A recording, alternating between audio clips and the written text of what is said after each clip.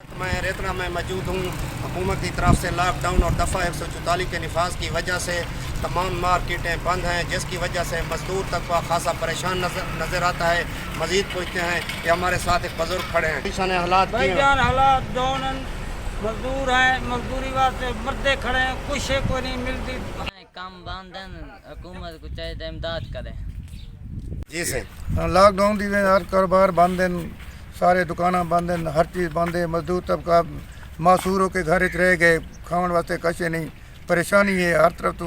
लिहाजा है कि जल्दी कोई रिलीफ फंड दिता वजे ताकि गरीब भुखते मरते पैन वो ठीक थी वन, उन्होंने भुख न ख़त्म होए और ताकि तो कोई दुआ वन और मुल्क कोई खुशहाल हो हर चीज़। हाँ, ये मजदूर तबका सारे परेशान हैं।